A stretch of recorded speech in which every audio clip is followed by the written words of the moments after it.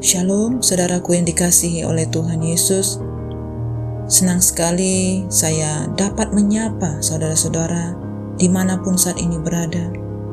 Terima kasih untuk kesetiaan saudara di dalam mengikuti renungan harian Kristen. Dan pada saat ini, Kamis 17 Februari 2022, kita dapat kembali mendengarkan firman Tuhan bersama-sama. Nah, saudaraku yang dikasihi oleh Tuhan, kita percaya bahwa Tuhan terus menyertai kita dengan tuntunan penyertaannya yang sempurna di dalam seluruh kehidupan kita, sehingga pada saat ini kita dapat mengalami kepenuhan Kristus, kepenuhan Roh Kudus, dan kita percaya bahwa Tuhan yang memenuhi hati kita dengan kerinduan, hasrat untuk selalu berada bersama dengan Tuhan. Baik saudara-saudara, mari kita satukan hati untuk berdoa sebelum kita mendengar firman Tuhan.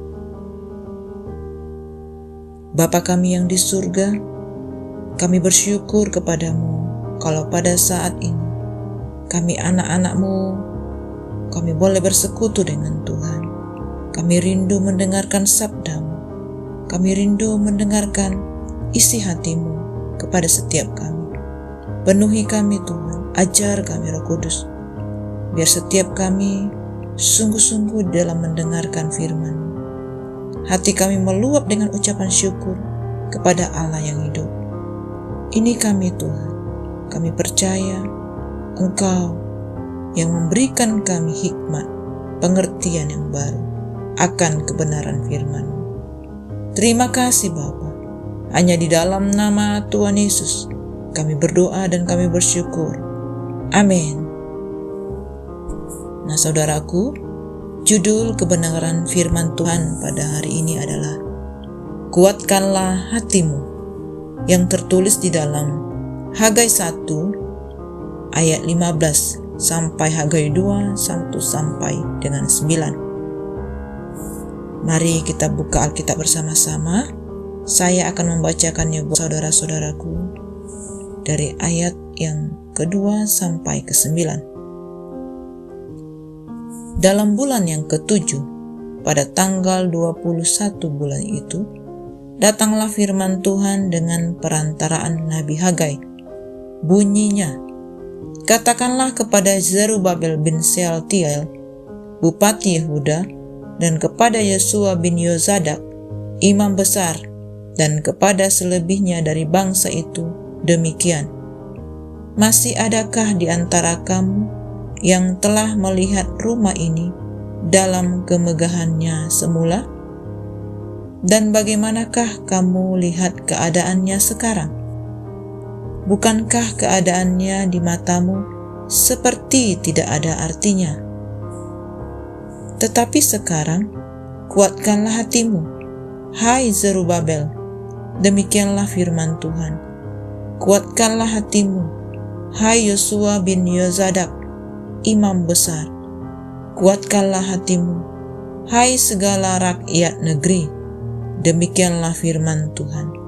Bekerjalah, sebab aku ini menyertai kamu. Demikianlah firman Tuhan semesta alam. Sesuai dengan janji yang telah kuikat dengan kamu pada waktu kamu keluar dari Mesir, dan Rohku tetap tinggal di tengah-tengahmu. Janganlah takut, sebab beginilah firman Tuhan semesta alam. Sedikit waktu lagi, maka aku akan menggoncangkan langit dan bumi, laut dan darat. Aku akan menggoncangkan segala bangsa, sehingga barang yang indah-indah kepunyaan segala bangsa datang mengalir. Maka aku akan memenuhi rumah ini dengan kemegahan, firman Tuhan semesta alam. Kepunyaankulah perak dan kepunyaankulah emas. Demikianlah firman Tuhan semesta alam. Adapun rumah ini, kemegahannya yang kemudian akan melebihi kemegahannya yang semula.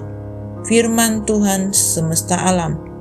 dan di tempat ini aku akan memberi damai sejahtera.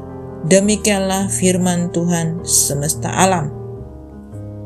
Amin.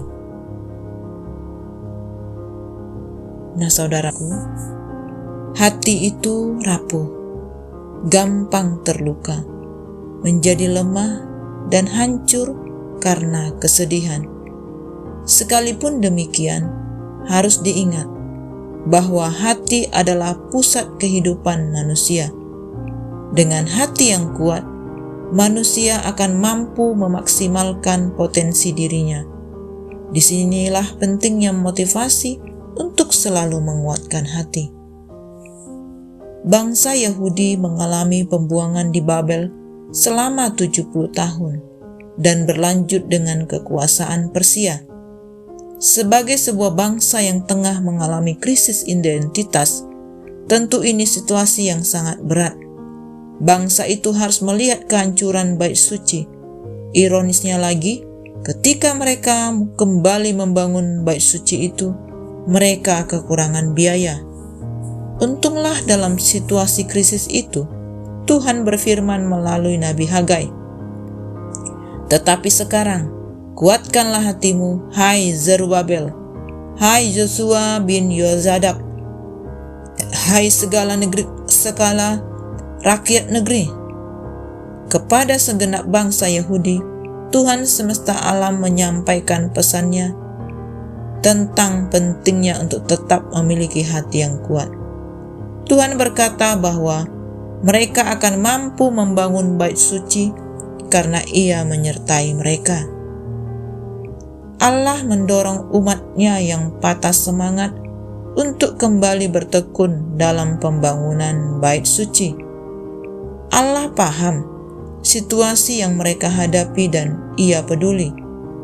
Maka Tuhan memotivasi mereka. Sampai 3 kali Tuhan berkata, kuatkanlah hatimu. Kepada semua unsur untuk bersatu padu kembali membangun. Pekerjaan Tuhan memang akan memunculkan perlawanan, tetapi bukan berarti orang harus menghentikan pekerjaan itu. Sebab itu orang beriman perlu hati dan tekad yang kuat untuk melakukan pekerjaan Tuhan. Bila tidak, mereka akan berpikir bahwa pembangunan bait Allah merupakan pekerjaan besar yang mustahil diselesaikan. Ketika kita memulai suatu pelayanan, biasanya kita akan merasakan antusias untuk melaksanakan dan menyelesaikannya. Tetapi seiring berjalannya waktu, tak kalah harus berulang kali menghadapi tantangan yang menghadang laju pelayanan, antusiasme jadi memudar. Pada saat itulah kita harus segera menyadari bahwa Tuhan telah memanggil kita untuk mengerjakan pelayanan itu. Bila itu segera disadari, maka tiada jalan lain selain harus bertahan dan bertekun di dalam pelayanan yang Tuhan sedang kerjakan melalui kita. Sikap dan motivasi memang mempengaruhi kemampuan kita untuk tetap bertekun dan bertahan dalam pelayanan. Motivasi yang kuat akan melahirkan tekad yang kuat, dan tekad yang kuat akan memampukan kita untuk melakukan pekerjaan, sekalipun pekerjaan itu berat. Bila kita kehilangan semangat, biasanya kita akan kehilangan tenaga dan kemampuan untuk menyelesaikan pekerjaan yang dipercayakan kepada kita. Bahkan kita akan kehilangan hasrat untuk menyelesaikannya. Namun ingatlah bahwa Allah memahami semua kesulitan kita. Ia peduli dan akan senantiasa menyertai kita dalam kesulitan apapun yang menghadang kita di dalam pelayanan. Pembangunan bait suci bukan sekedar pembangunan gedung biasa. Ada visi yang menyemangati dan harapan yang diperjuangkan bersama bahwa Roh Tuhan berdiam di tengah-tengah umat. Bait suci pun dianugerahi dengan kemuliaan khusus, sehingga bangsa-bangsa akan mempersembahkan harta benda mereka. Dan dari sanalah Tuhan semesta alam akan memberkati Yehuda dalam damai sejahtera. Tidak heran bila kemudian bangsa Yahudi membangun bait suci dengan penuh semangat dan segenap hati. Kunci membangun bait suci ada di dalam hati yang kuat. Bila kita ingin beribadah dengan setia dan berelasi dengan Tuhan, kita perlu menjaga hati kita tetap kuat. Saat kita mengalami kesedihan atau merasa lemah, dengarkanlah firman Tuhan. Ialah yang menguatkan dan menyertai kita. Dalam membangun hidup ini, kita dimampukan supaya hati yang kuat, karena Tuhan telah berfirman, "Kuatkanlah hatimu." Demikianlah saudaraku, renungan yang dapat kita dengarkan hari ini. Mari kita semakin bertekun dengan iman kita,